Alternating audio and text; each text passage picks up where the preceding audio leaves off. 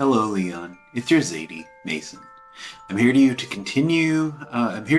to continue reading to you the ABCs of engineering. And when last we left off, we were talking about HS bar hydraulics. Well, we're going to continue on today, and we're going to talk about starting with I. The I is for inductor. Ooh, inductors are really cool. There's all kinds of neat things that we do with inductors. An inductor is a device that stores energy in a magnetic field.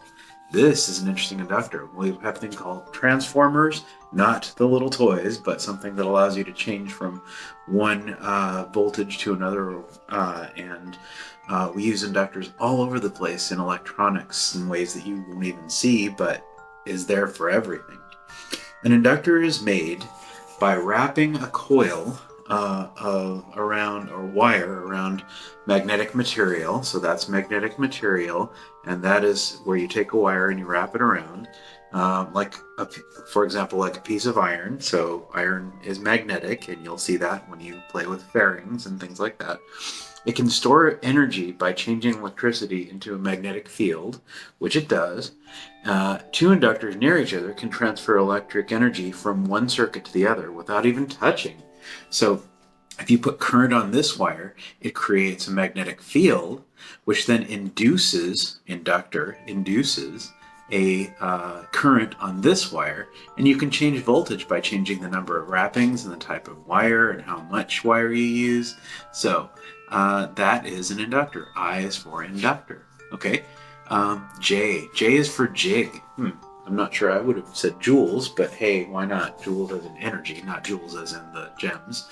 But anyway, a jig helps keep parts of a project in place. So a jig is meant to hold something down, and it is used for engineering.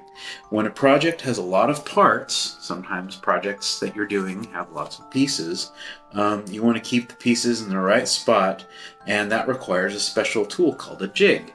So in this case, this is a jig. A jig can be small, like tape, or large, like a table clamp. Jigs also help hold things that are very hot or have glue that needs to dry.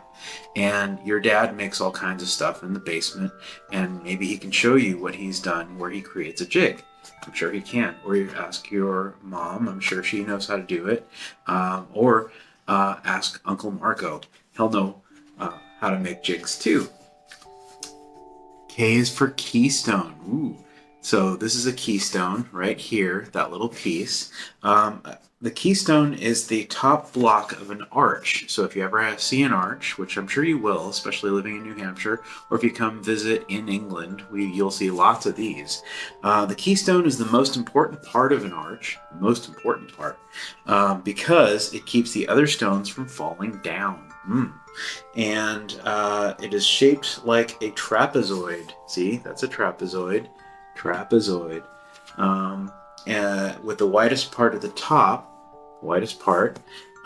so it doesn't slide out of the arch. And arches can hold up very heavy ceilings. So that's what a keystone does. It holds the arch together, and the arch holds other things together. That's an engineering model.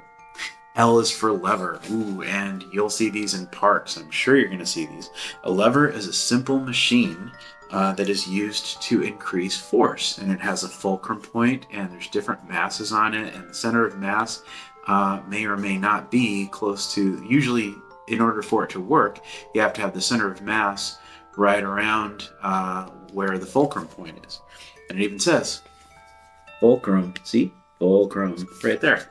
So, a lever can be used to lift heavy things. It can also be used as a scale to measure things like weight. We use those in scales. And a lever pivots on a spot called the fulcrum, or the center of mass. A seesaw is a great example, we talked about that, of a lever. So, when you go to a park and you go on a seesaw, you will be using some central point to move up and down. And your mom and dad can show you that. Or maybe your Uncle Steph and Aunt Megan. M is for multimeter. Multimeters are fun. Maybe Grandpa Carlo can show you one of these if your dad doesn't have one at home. A multimeter is a tool used for measuring electric circuits. So it can show you voltages, like how much is the potential difference between something. It can tell you how much is still in a battery. It can measure amperages. It can measure resistances. Multimeters can measure voltage, current, resistance, and more. Engineers use multimeters by connecting probes. These are probes right there, and touching different parts of an electric circuit. Multimeters can help find problems in a circuit, and that's what we use it for, finding issues with batteries that are draining too much, or how much the voltage is at certain points, or how much current is flowing through a certain point. You can find it out that way. N is for nanotube. Interesting. I'm not sure I would have chosen N for a nanotube, but hey, carbon nanotubes are light and strong, and are shaped like tiny straws, teeny tiny straws that can have walls as thin as one carbon atom thick. And if you try to stretch them, they're stronger than any other material we know. They can also be used to make the darkest black paint. And there you will find out about the different colors of paint. I'm sure you'll be painting all kinds of things, but nanotubes are used for that. Anyway, I think we will stop with N is for nanotube today, Leon.